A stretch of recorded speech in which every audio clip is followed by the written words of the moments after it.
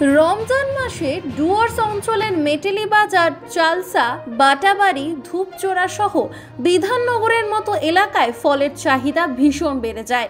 তাই রমজানে হাসি ফুটেছে ফল ব্যবসায়ীদের মুখে। ব্যবসা ভালো চলায় খুশি তারা। মুসলমানরা ইফতারের সাথে রোজা ভাঙেন এবং ফল এই সময় খাবারের প্রধান উপাদান তাদের। চাহিদা বৃদ্ধির ফলে ফলের দাম উল্লেখযোগ্যভাবে বৃদ্ধি পেয়েছে।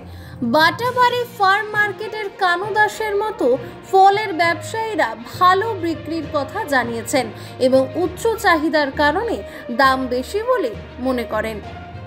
এই সময়কালে সবচেয়ে বেশি চাহিদা সম্পন্ন ফলের মধ্যে রয়েছে আঙুর, আপেল, কলা, ডালিম এবং খেজুর।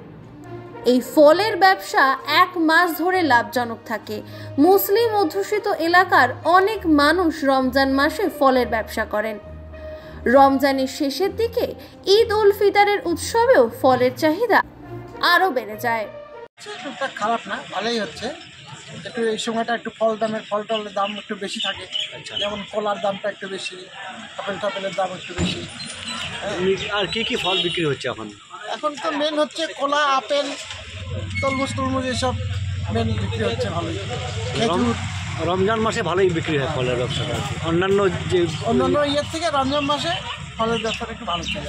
আপনার দোকানটা কোথায় আছে? মাথাবাড়ি খারাপ মোড়েই।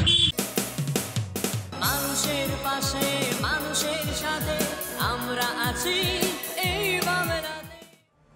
আপনারা দেখছেন সংবাদ শিরোনাম। দেখলেন তো অনেক কিছু, এবার দেখুন নতুন কিছু।